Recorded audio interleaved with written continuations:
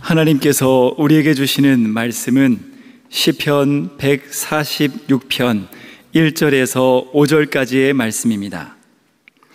제가 보는 성경으로 구약 907쪽입니다.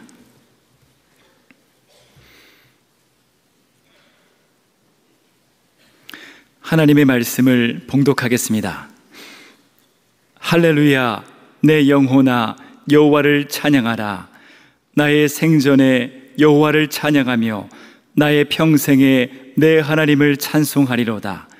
귀인들을 의지하지 말며 도울 힘이 없는 인생도 의지하지 말지니 그의 호흡이 끊어지면 흙으로 돌아가서 그날에 그의 생각이 소멸하리로다. 야곱의 하나님을 자기의 도움으로 삼으며 여호와 자기 하나님에게 자기의 소망을 두는 자는 복이 있도다. 아멘. 내일은 민족 명절인 추석입니다. 추석을 맞이하며 주일 예배를 함께 드리는 성도 여러분과 가정 위에 하나님께서 넉넉한 사랑과 은혜와 복을 주시기를 간절히 바랍니다. 오늘 시편 146편은 시편 1편처럼 어떤 사람이 복이 있는 사람인지를 말씀하며 우리에게 복이 있는 사람으로 살라고 교훈하고 있습니다. 이 시는 감사시이고 또 하나님을 경험한 후에 깨달은 교훈을 함께 나눈다는 면에서 교훈시의 특징을 가지고 있습니다. 시편 146편은 여호와를 찬양할 것을 권고하며 이렇게 시작합니다. 1절 2절입니다. 할렐루야, 내 영혼아 여호와를 찬양하라. 나의 생전에 여호와를 찬양하며 나의 평생에 내 하나님을 찬송하리로다. 사실 하나님을 찬양하며 나의 평생에 내 하나님을 찬양한다는 고백에는 사람을 의지하지 않고 하나님만 섬기며 의지하겠다는 고백이 담겨 있습니다. 그런 마음이 없이 어찌 하나님을 높이는 찬양을 할 수 있겠습니까? 시인의 가슴 속에는, 시인의 영혼 속에는 하나님이 내려주신 은혜와 사랑에 대한 감사와 감격이 가득하기 때문입니다. 신자의 영적 상태를 가장 정확하게 측정하는 척도 중에 하나는 그가 하나님을 찬양하는 정도입니다. 성장하는 그리스도인은 하나님을 찬양하고자 하는 열정이 점점 자라나는 사람입니다. 주 예수 그리스도 안에서 성장하는 사람마다 마음으로 드리는 더 깊은 찬양의 제사가 주님께로 올라갈 것입니다. 예수님께서 마태복음 12장 34절에 이는 마음에 가득한 것을 입으로 말함이라고 말씀하셨습니다. 예수님을 진정으로 사랑하는 그런 마음에서부터 그분을 경배하는 찬양이 나온다는 것이죠. 그러므로 찬양이 평생토록 계속되는 사람은 복이 있는 사람입니다. 하나님을 높이고 찬양함으로 하늘의 복이 임할 것이기 때문입니다. 이어서 시인은 복이 있는 사람이 되려면 도울 힘이 없는 인생을 의지하지 말라고 말씀합니다. 3절 4절입니다. 귀인들을 의지하지 말며 도울 힘이 없는 인생도 의지하지 말지니 그의 호흡이 끊어지면 호흡이 돌아가서 그날에 그의 생각이 소멸하리로다. 3절에 귀인들을 의지하지 말며 해서 이 귀인들이란 통치자를 말합니다. 권력 있는 사람, 부유해서 영향력이 있는 사람을 뜻합니다.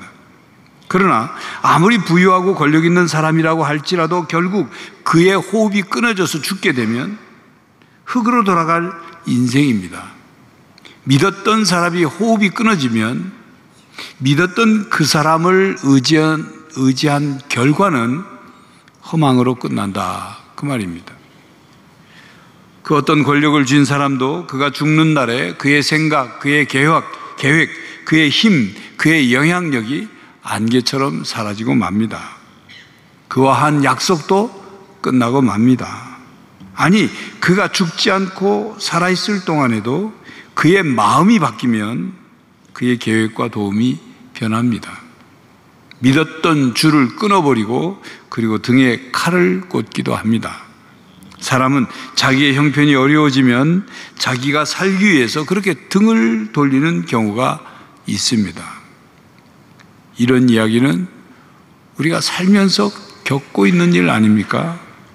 자, 그런데 먼저 나부터 인정해야 될 것이 있습니다. 귀인들만 호흡이 끊어지면 흙으로 돌아가는 것이 아니라 나라는 존재부터가 그렇습니다. 내가 그 당사자가 되어서 마음이 바뀌고 사람을 실망시킵니다. 또한 나의 호흡이 끊어지면 나의 계획과 나의 약속이 허망하게 다 끝나버립니다. 그러하기에 시인은 우리에게 도움이 될 수 있는 가장 강한 힘을 가진 사람일지라도 의지하지 말라고 조언을 합니다. 나를 곤경에서 건져줄 것 같은 권력자들, 영향력이 있는 사람들도 신뢰할 수 없는 인생에 불과하기 때문입니다. 모든 사람이 그런 것처럼 권력자들도 하나님이 필요한 존재일 뿐입니다. 그들은 다른 사람은 물론이거니와 자기 자신도 도울 수 없습니다. 호흡이 끊어지기 때문입니다. 죽을 때도 그들은 똑같이 흙으로, 무덤으로 돌아갑니다. 그들이 죽는 당일에 자신이 추구했던 그 영광스러운 그 도모가 다 소멸해버립니다. 그들이 숨을 거두면 그들의 야심도 끝나버립니다. 그렇습니다. 베드로전서 1장 24절에 모든 육체는 풀과 같고 그 모든 영광은 풀의 꽃과 같으니 풀은 마르고 꽃은 떨어진다 말씀했습니다. 그리고 야고보서에는 사람의 생명을 잠깐 보이다 사라지는 안개와 같다고 말씀했습니다. 성도 여러분, 사람이 어떤 존재인지를 바로 알고 사람을 의지하여 허망해지지 않기를 바랍니다. 여러분, 이런 경험을 한 적이 있습니까? 나무 의자에 앉았는데 그 나무 의자 다리 하나가 부실해서 부러져서 의자와 함께 바닥으로 넘어진 그런 적이 있습니까? 또는 옆에 기둥이 있어서 여러분의 몸을 이렇게 기댔는데 그 기둥이 부실해서 뿌지직해서 무너져서 여러분이 땅바닥으로 그냥 나동그러진 그런 적이 있습니까? 아니면 집 방문 틀에 매달아 놓은 아이들 그네를 타다가 그네의 틀이 쑥 빠져서 바닥에 엉덩방아를 찧은 적은 없습니까? 제가 그런 적이 있습니다. 그때 꼬리뼈가 바닥에 부딪혀서 얼마나 아팠는지 숨쉬기조차 힘들 정도였죠. 그 모습을 보고 있는 아내와 아이들 앞에서 얼마나 부끄러웠는지 모릅니다. 아이들 타는 그네에 괜히 앉아서 흔들다가 그런 일들이 겪었어요. 제가 그런 일을 겪었다니까 되게 통쾌하시는 것 같습니다. 여러분, 그런데 이런 경험은 곧 우리가 사람을 의지하다가 경험하는 경험과 흡사합니다. 믿었는데, 괜찮을 줄 알았는데, 설마, 그러다가 허망한 일을 겪는 거죠. 유대인들의 육아법 가운데는 이런 것이 있다고 합니다. 어린 자녀가 차츰 자아의식을 형성하기 시작하면 아이들과 놀던 아빠는 갑자기 아이들을 획 밀쳐버리고 돌아선답니다. 어린 자녀는 처음 당하는 일을 보고 충격을 받겠죠. 아빠가 왜 이럴까? 이렇겠죠. 그래서 다시 아빠한테 품으로 돌아오면 아빠는 다시 한번 확 밀쳐버린답니다. 아이들은 사랑하고 믿음직스럽던 아빠에게 이런 일을 경험하면서 얼마나 적잖게 놀랐겠습니까? 그러면서 인간에게는 까닭 없는 배신이 있다는 것과 인간은 이렇게 변화무쌍한 존재라는 것을 몸으로 겪게 되는 겁니다. 그렇게 아빠가 그렇게 하고 난 뒤에 자녀들에게 이렇게 말한답니다. 얘야, 사람을 믿지 말아야 한다. 심지어 이 아빠까지도 너를 배신할 수 있다는 사실을 명심해야 한다. 인간이 영원히 믿을 수 있는 대상은 오직 하나님뿐이다. 이렇게 말해준다는 거죠. 어린 자녀는 얼마나 충격을 받을까요? 아빠가 그렇게 했으니까. 꼭 아빠가 그렇게까지 해야 할까요? 요즘 부모들은 그렇게 못할 것 같습니다. 얼마나 자기 자녀를 끔찍하게 위하는지. 그렇지만 우리는 유대인의 육아법 얘기에서 깨닫고 공감해야 할 것이 있습니다. 인간은 변화무쌍한 존재이며 영원히 믿을 수 있는 존재가 아니라는 것. 그리고 영원히 믿을 수 있는 대상은 오직 하나님뿐이라는 것입니다. 여러분, 하나님께서 우리의 인생에 이런 경험을 하게 하십니다. 이런 경험을 통해서 우리를 훈련하셔요. 하나님보다 사람을 더 믿는 사람을 위해서 하나님께서 훈련하시는 방법이 있습니다. 사람에게 배신당하는 일, 사람 믿었다가 사업에 문제가 생기게 하고, 사람 때문에 실망하게 되고 사람 때문에 낭패보는 경험을 우리에게 하게 하셔요. 그렇게 되면 우리가 확실히 깨닫죠. 그런 과정을 거치면서 인생 수업료를 톡톡히 냅니다. 이렇게 사람에 대한 실망과 절망과 허망을 겪고 나면 오늘 본문 3절, 4절, 5절을 읽으면서 그 말씀이 가슴에 확 와닿죠. 그러면서 이렇게 고백합니다. 그렇지, 내가 사람을 너무 믿었어. 하나님보다 더 사람을 먼저 믿고 하나님보다 더 사람을 믿었으니 이런 일이 벌어진 거야. 하나님만이 하나님이라는 사실을 잊어버린 내 불찰이지, 내 잘못이지. 여러분, 이스라엘의 왕과 이스라엘 백성들이 전쟁에 임박했을 때 그들이 자주 범했던 실수가 이와 같은 것이었습니다.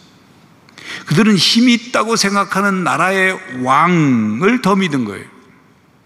그들은 그 힘이 있다고 생각하는 그 왕이 이스라엘을 도와주고 지켜주고 구원해 줄 거라고 믿었어요. 그 왕의 손을 잡기만 하면 전쟁에서 승리할 거라고 그들은 생각한 것입니다. 하나님께 손을 내밀지 않고 눈에 보이는 왕에게 손을 내밀었어요. 전쟁은 하나님께 있고 하나님만이 온 세상의 일을 주관하시는 분이심을 잊어버린 거죠. 그들은 눈에 보이는 것을 더 믿었던 것입니다. 그런 이스라엘 백성들과 그리고 오늘 우리들에게 하나님은 선지자 에레미야를 통해서 이렇게 말씀하십니다. 에레미야 17장 5절에서 8절까지 말씀을 우리가 뜻을 생각하며 한 목소리로 읽겠습니다.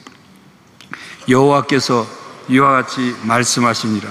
무릇 사람을 믿으며 육신으로 그의 힘을 삼고 마음이 여호와에게서 떠난 그 사람은 저주를 받을 것이라. 그는 사막의 떨기나무 같아서 좋은 일이 오는 것을 보지 못하고 광야 간조한 곳 건건한 땅 사람이 살지 않는 땅에 살리라.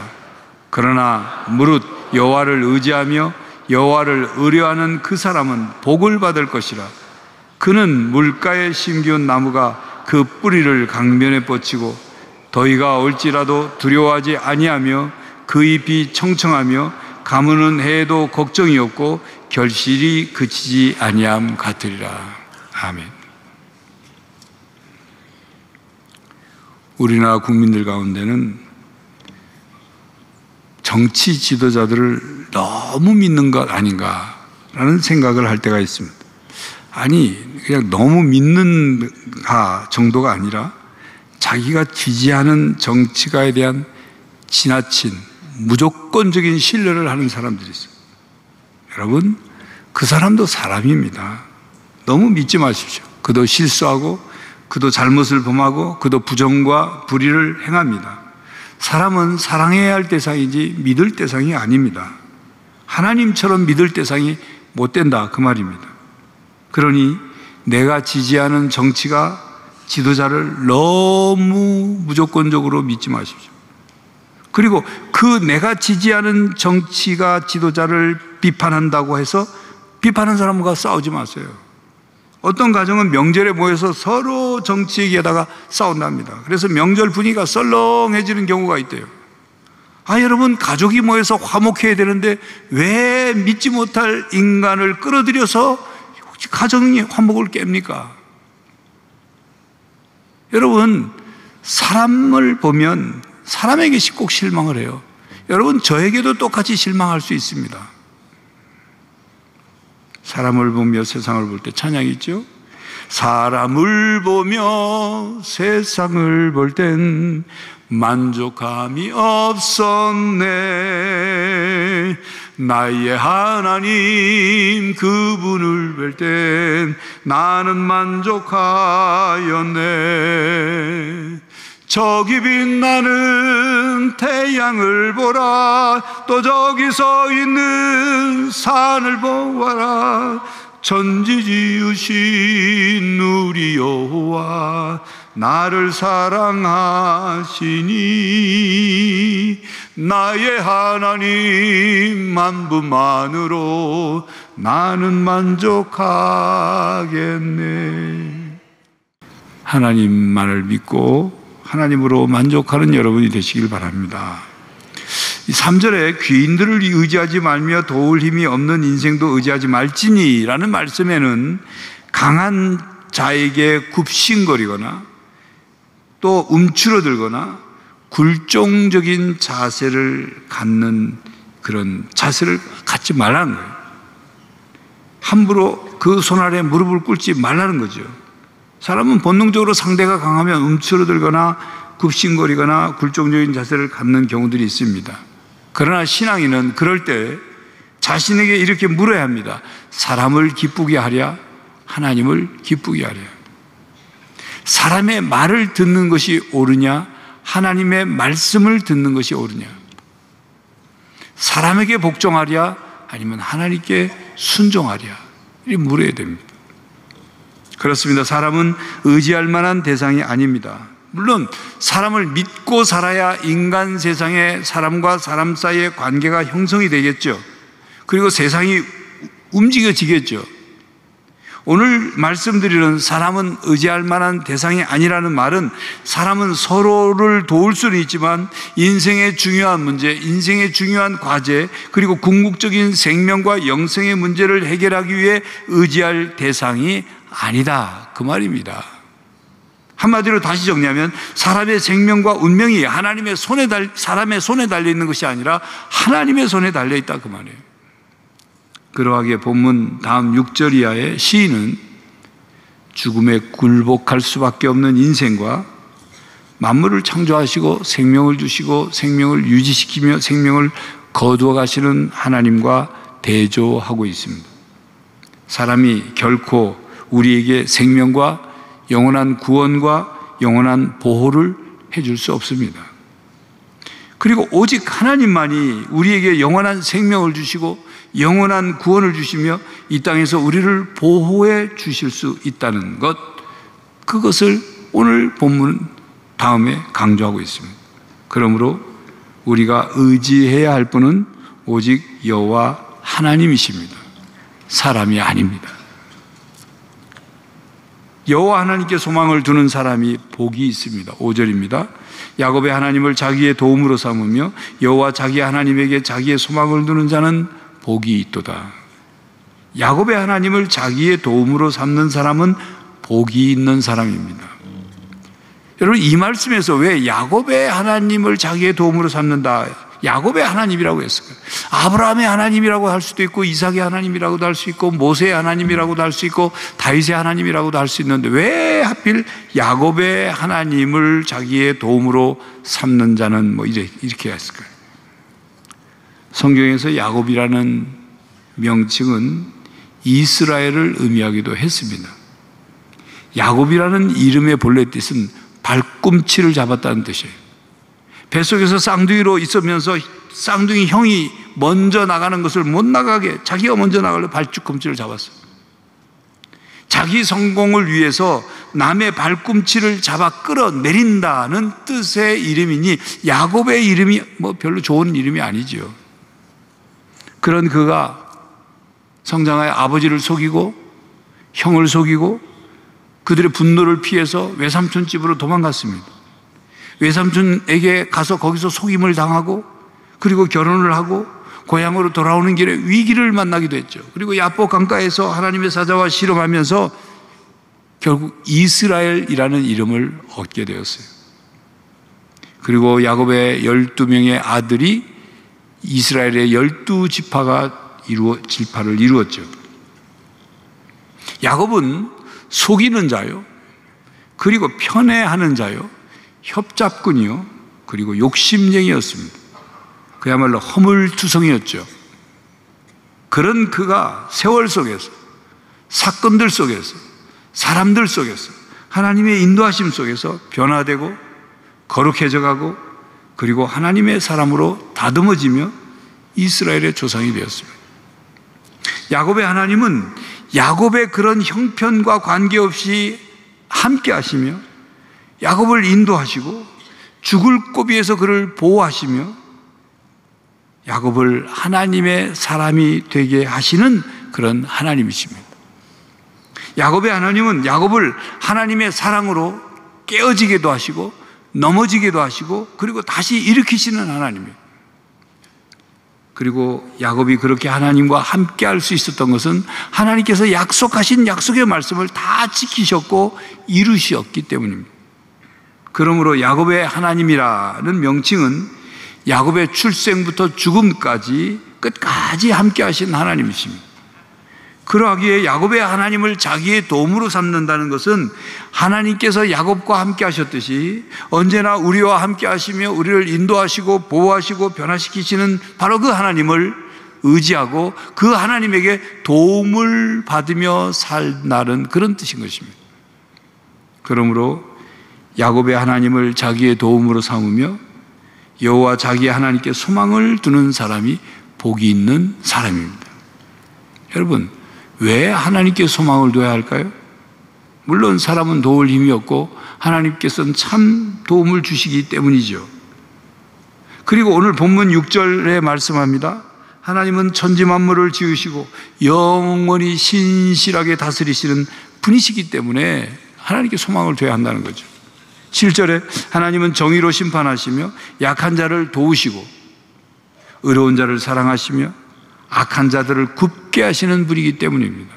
그리고 하나님께서 이 세상을 다스리십니다. 그러므로 우리가 이 세상을 살아가면서 겪게 되는 온갖 문제들, 온갖 사건들, 고난과 위기들 속에서 하나님을 믿고 의지하며 하나님의 손을 붙잡아야 합니다. 그러하기에 하나님께 소망을 두어야 합니다.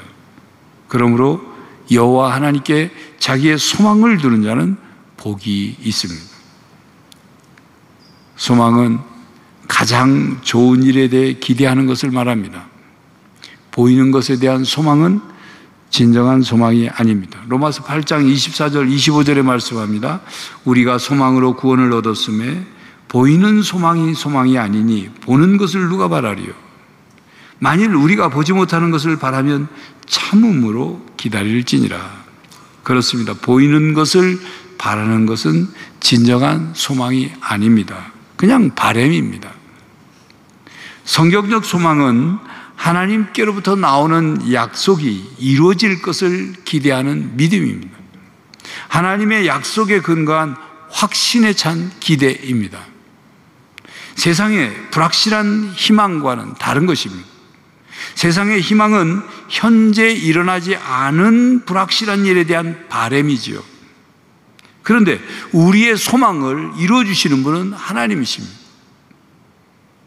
세상이 갖는 소망은 그 소망을 이루어주는 주체가 나 자신이거나 아니면 세상 사람들 말하는 것처럼 운수가 좋아서 혹은 행운이 따라서 그래서 혹은 세상 사람들 그 누군가가 나에게 이루어줄 거라고 기대하는 것. 그게 세상의 희망이에요. 그러니까 불확실한 소망이죠. 우리가 성경적 소망이라는 단어를 사용할 때 주의해야 할 점이 있습니다. 요즘 기도 인도를 하거나 찬양 인도를 할 때 이렇게 말하는 경우를 들어볼 때가 있습니다. 이 시간 이러이러한 기도 제목으로 기도하기를 소망합니다. 이런 말. 이 시간 우리가 함께 주만 바라볼지라는 찬양을 함께 찬양하기를 소망합니다. 이런 표현. 소망이라는 단어를 거기에 쓰면 굉장히 신앙적이고 고상한 것 표현이라고 생각하여 사용하는지는 모르지만 그런 경우는 이렇게 얘기하면 됩니다. 그냥 이런 기도 제목으로 함께 기도합시다. 함께 기도하시기 바랍니다. 이 시간 주만 바라볼지어다 함께 찬양합시다. 함께 찬양하기를 원합니다. 이렇게 말하면 되는 거예요. 우리가 즉시 함께 하면 되는 거예요. 함께 기도하고 함께 찬양하면 되는데 뭘 소망합니까? 소망은 응답과 성취가 시간이 좀 걸리기 때문에 기다림과 인내와 믿음이 필요할 때 사용하는 단어예요. 그리고 그 소망은 누가 이루어주시느냐? 하나님이 이루어주시는 것이 소망이에요. 소망이라는 단어를 잘 알고 바로 알고 사용해야 합니다. 성도 여러분, 소망을 이루어주시는 하나님께 여러분의 소망을 두고 사시기 바랍니다. 성도 여러분, 하나님께 감사하고 찬양하는 이유는 하나님만이 믿고 의지할 수 있는 분이기 때문입니다. 하나님만을 믿고 의지하는 사람만이 하나님께 진정한 찬양을 올려드릴 수 있죠. 성도 여러분, 도울 힘이 없는 인생을 의지하지 말고 야곱의 하나님 그리고 나의 하나님께 소망을 두시기를 바랍니다. 하나님께 자기의 소망을 두는 복 있는 사람이 되시길 바랍니다. 하나님께 여러분의 가정이 하나님께만 소망을 두고 살아가는 복이 있는 가정이 되시기를 바랍니다. 부모 여러분, 오직 여러분이 하나님께 소망을 두고 살아가는 그 삶이 얼마나 복된 삶인지를 여러분이 자녀들에게 보여주시고 간증하시길 바랍니다. 자녀 여러분, 여러분이 살 길은 오직 하나님께 소망을 두는 것입니다.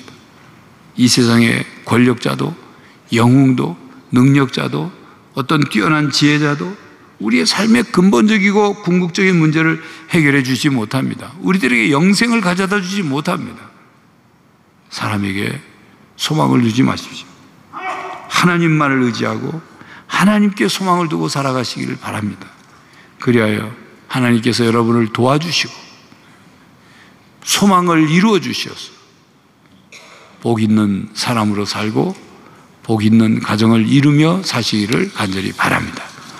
기도하겠습니다. 하나님, 이 땅을 살아가며 사람 때문에 실망하고 배신당하고 모든 것이 허망해질 때가 있습니다. 하나님보다 사람을 더 먼저 찾고 사람을 더 믿어서 많은 것을 실망하며 우리의 영원한 것을 놓칠 때가 있습니다.